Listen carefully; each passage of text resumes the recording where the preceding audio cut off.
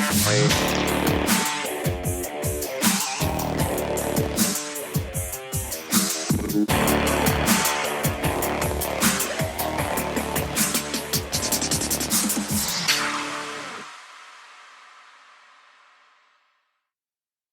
want to start off with a reminder that we are not doctors. Before you make any changes or try something new, always consult with your doctor and medical team first.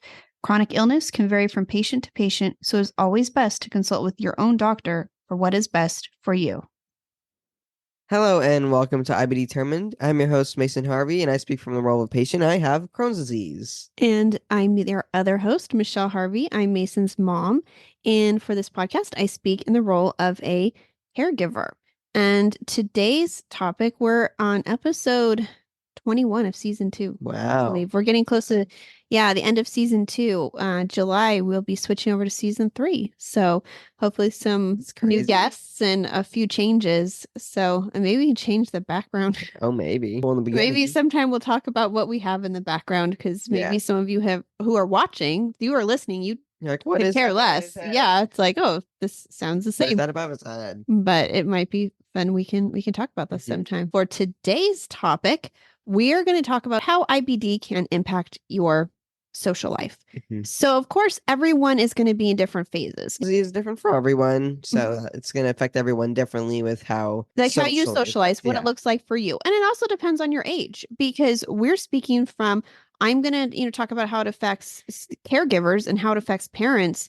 And Mason's going to be talking about from the perspective of a teen. Child teen. Yeah, I know. He was a child when diagnosed. Now he's a teen with it. Yeah. So then some of you listening are going to be adults with this who might have a spouse. You might have a family member helping, so it just kind of depends what your situation looks like. So as always, we speak from our perspectives, never trying to push anything onto anybody listening, just hoping that maybe whoever's listening can gain some insight, see what they share in common with us, and maybe we can be some help or at least make you feel better.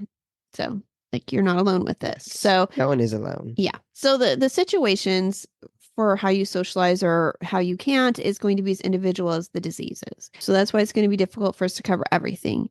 Some of you guys out there listening have no restrictions on how you socialize. You're doing great. And that's amazing. Yes. Some of you out there are the complete opposite. And they can't really do much. Yeah. You might be homebound. You might not. Can't really go places. Right. You might just be going straight to your doctors, back to home, things like that.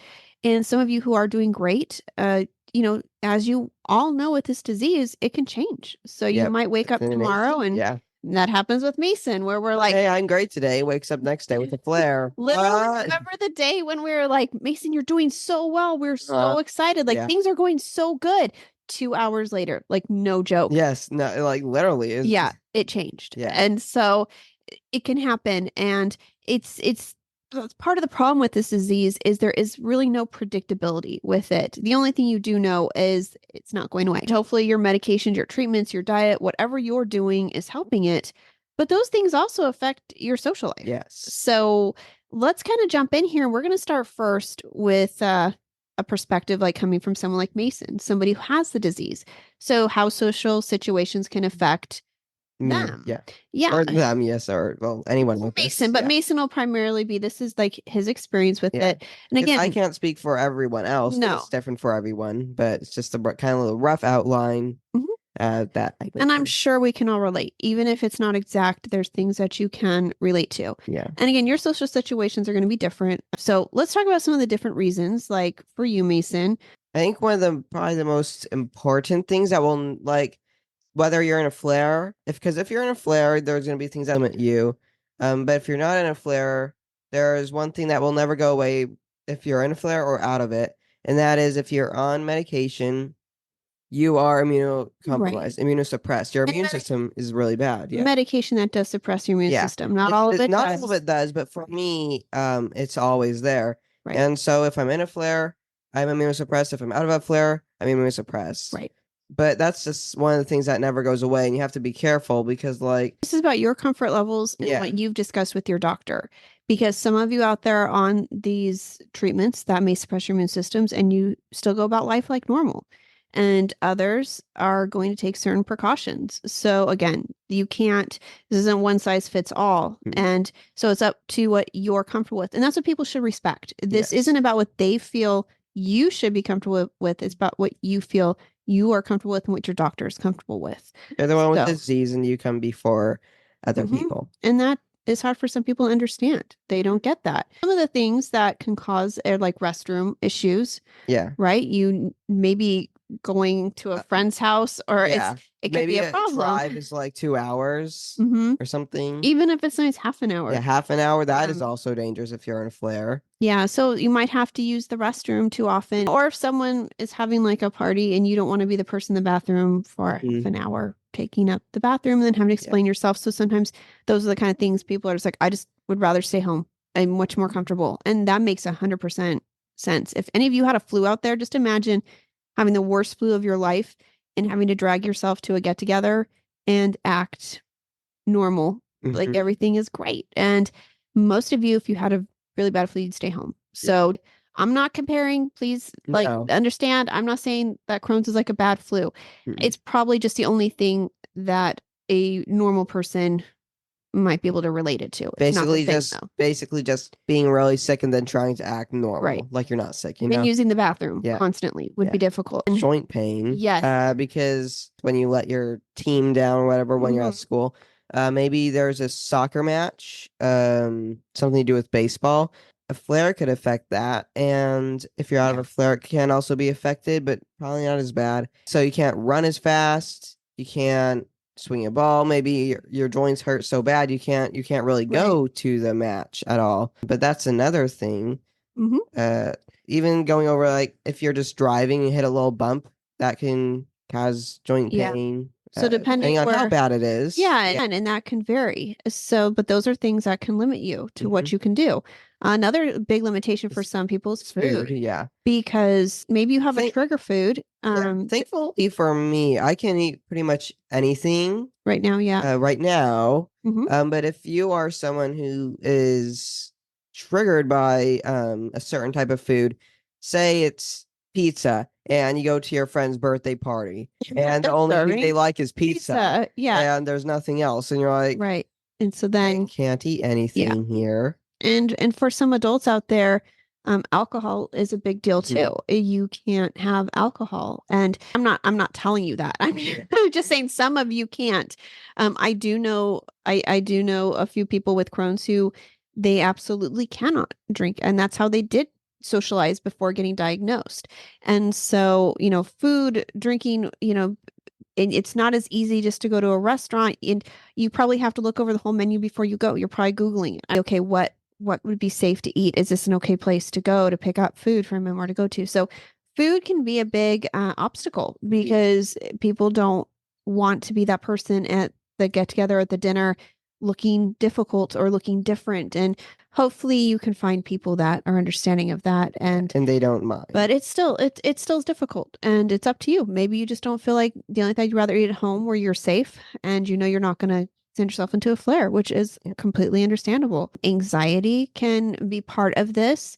You may have anxiety disorder, and that's going to give you just going out and being in certain social situations. Yeah, like maybe a big party or something. Yeah. Close. Like, I think with me, I don't mind big crowds as long as it's an open area or a big area. But if you have maybe like, I don't know, maybe 10 people in a little area. Right. I don't like that. I don't like I don't like people packed into small areas because there's not as much air and it just doesn't feel as safe. Yeah.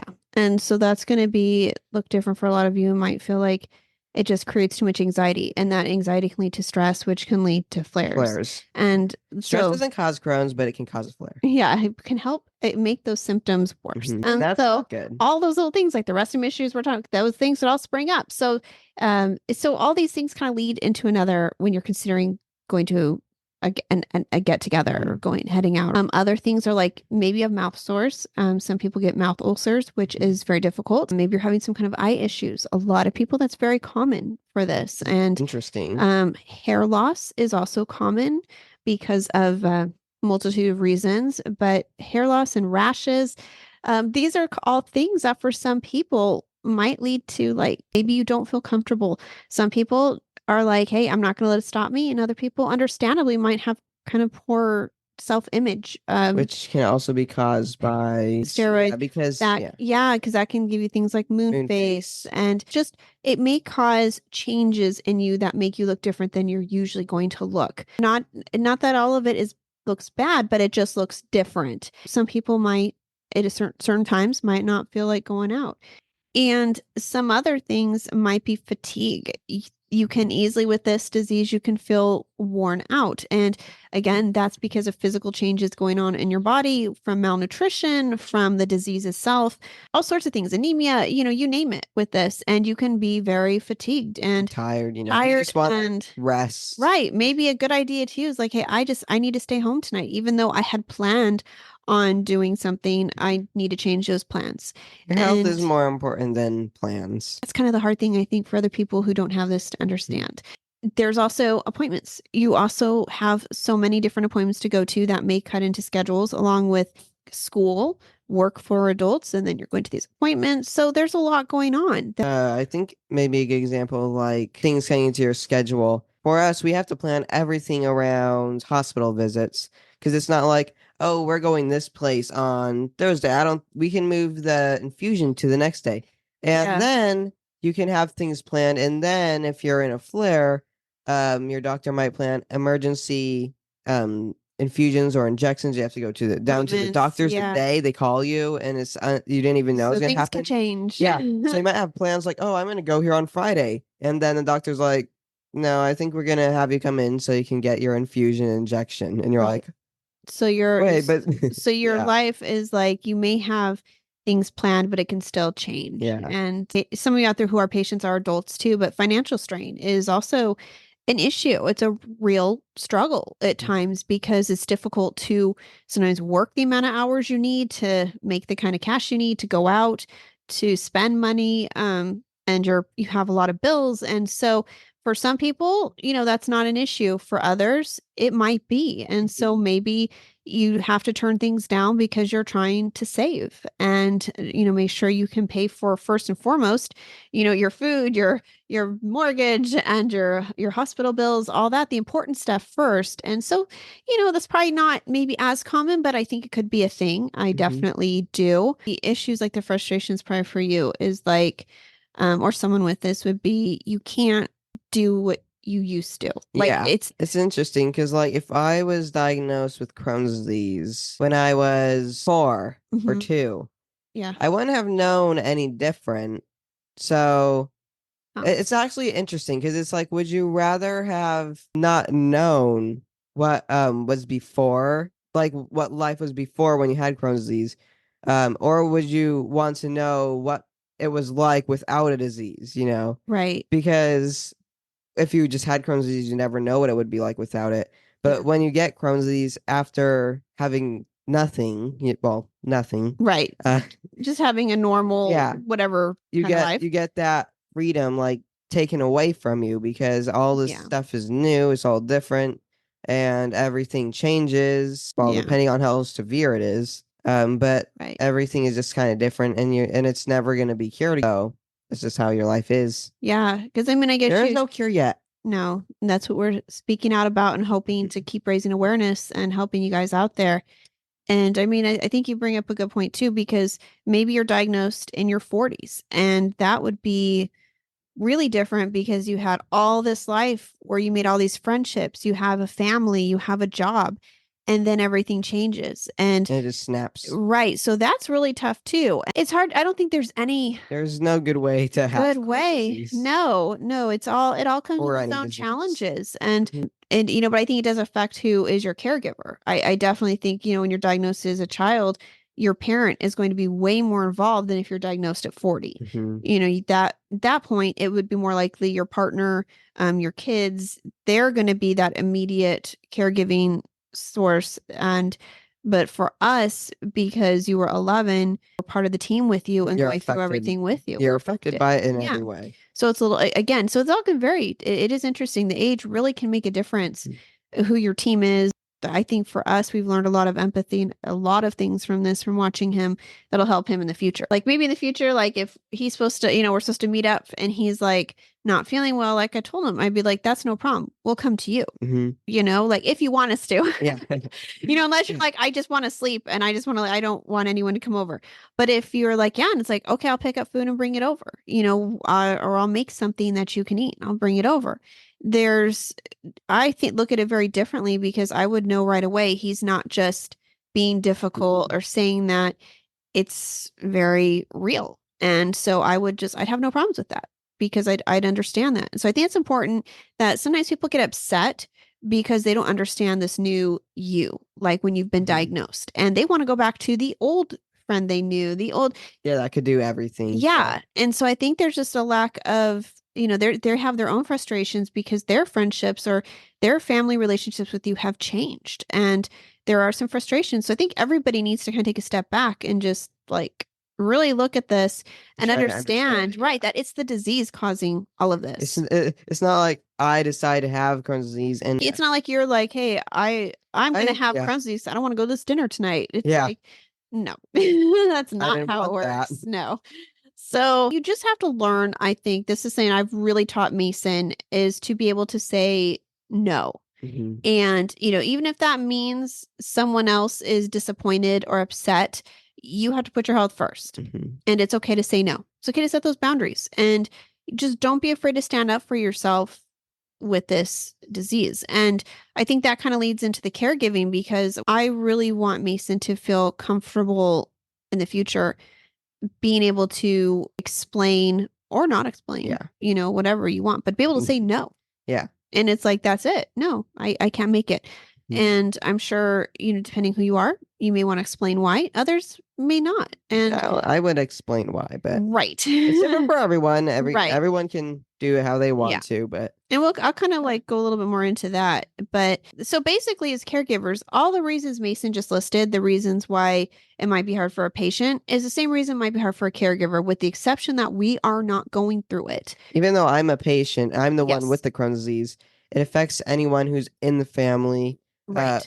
Because like she might have to go somewhere. She might want to go somewhere or try to go somewhere. Or, she has to go to work or something. Yeah. And then I go into a flare. Yeah. And then it's like, well, now what do we do? Because I'm going to the bathroom 8 times a day and you don't know when it's going to happen. And you're like, well, now how are we going to do it? Now my dad might have to stay home. Right. So I can get to work and then he has to call in.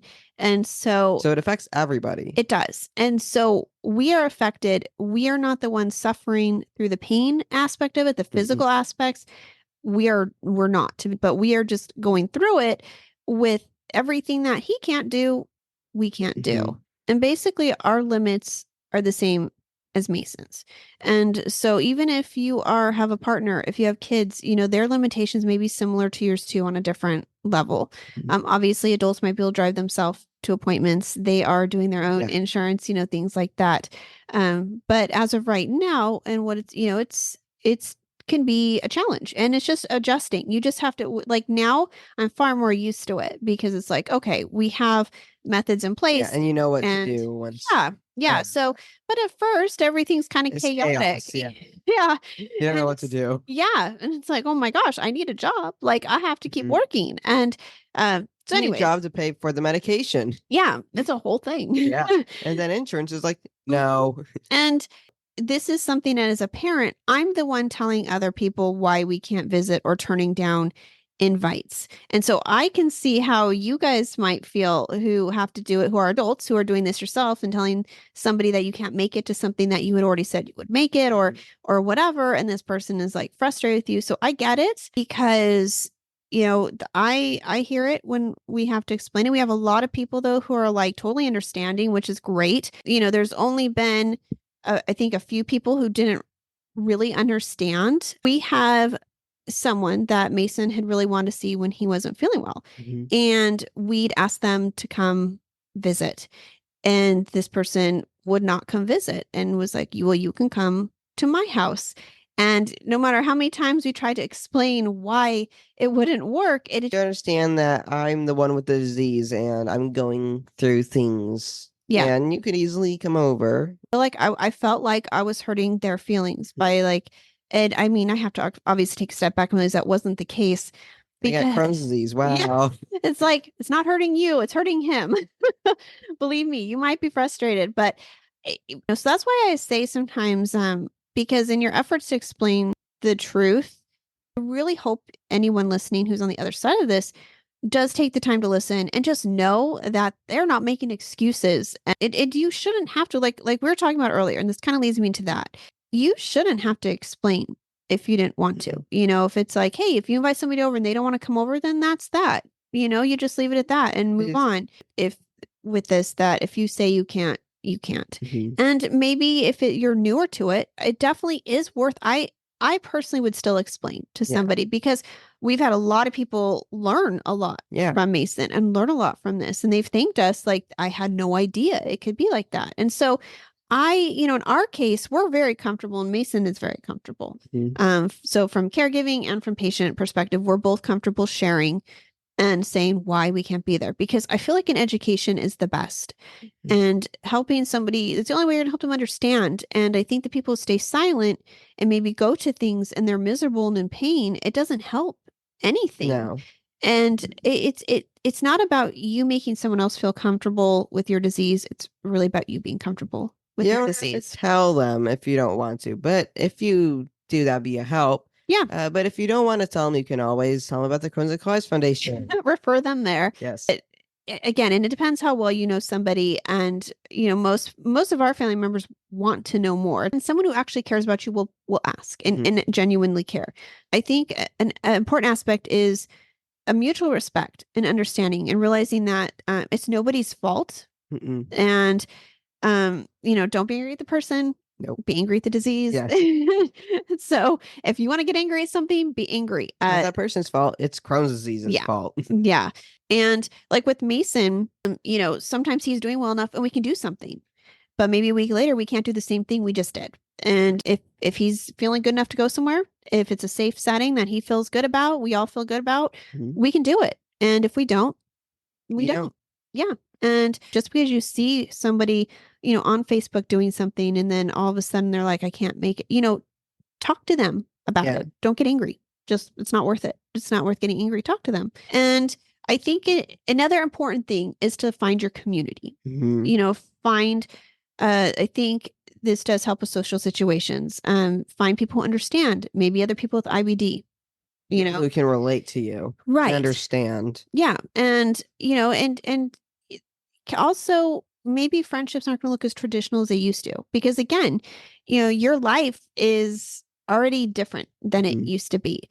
And so maybe you're not going to have the same kind of friendships. And maybe you might be friends with someone who lives hundreds or thousands of miles away. Yeah. Maybe, you communicate through social media together, but you can form real friendships. And that is what's pretty cool about how it is. I mean, I think it's one of the really cool aspects of social media. Yes. Really one of the good superpowers of it. Yes. One of the good things about it. Yeah. And like gaming communities, you have several friends. He's got a lot of friends that he meets up with and they know about Mason. He's been honest with them about his situation and it's pretty cool. So there's our regular friendships we have, our regular family members, but then there's other communities that we have for support. So reach out and find those friendships that bring you joy, because that's what it's about. And not worrying so much about what others are going to think or how they're going to define your situations. It's really doesn't matter. So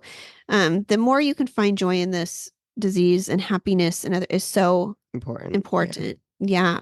It's easy for someone without this disease to not understand it. Because they can go to the store whenever they want. They don't have to map out where every bathroom is. Yeah. Or at school, or joint pain and running and doing sports and activities. Right. And so, I mean, consider yourself very fortunate if you don't have to have a second thought about any of that, because there's people out there who do, and it does affect all these decisions. And don't worry, find a support group where people don't belittle you, where they don't force you to defend yourself, and don't make you feel guilty about having boundaries. And so that support system is crucial. And we have so many good, I think, good people. Yeah, it really, we're very lucky. And so I think you guys probably don't even realize it, but I think it takes a lot of courage to stand up for yourself and say, I can't do something. It's like you don't want to look weak. You don't No. want to not show up to something that people think like, oh, they're just being dramatic. So I think it does take more courage to advocate for yourself and to say how you feel. And so if you're one of those people out there who are able to speak up and just be honest, that takes a lot of courage. And part of this podcast is just to kind of say like, we see you and You're not alone. right. You've definitely have We see you and we'll try to understand you, even though it's different for everyone. right. We will most likely understand. Yeah. And we can probably validate all those feelings you're going through. And I forgot to mention earlier in the comments, and I was going to, or earlier in the podcast, but I was going to tell you guys in the comments, let us know examples of social situations that have been difficult for you or reasons you couldn't go or whatever it might be, because I think this is a much broader topic. It could go on and We could on. make multiple videos on this. Yeah, you really could. And so today was just kind of like a lead into that, but there's a little intro. yeah, I mean, we have all kinds of stories we could tell from our own life about these, but we'd love to hear some of yours and maybe have something for us we could talk more about and help you guys out with, because I'm sure if you're going through it, someone else is too. And so it's worth talking about. So that's going to wrap that up. I don't want to, we could keep going.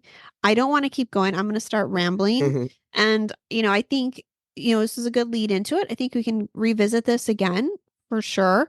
And hopefully you guys will let us know what you thought about it. And you guys can follow us on social media at Team IB Determined on Instagram. Follow the Reggie Project where pictures with you and your favorite cheese pizza. Yes, we would love that, guys. We want to get the word out there and show people what your guys are fighting and show them how you're fighting. Show a and what you're picture of doing. you with Reggie in the hospital if you want, or a picture of you and Reggie at Disneyland, or you and Reggie at the store. Yeah, it can be anything, like literally Maybe just anything. you holding it off camera.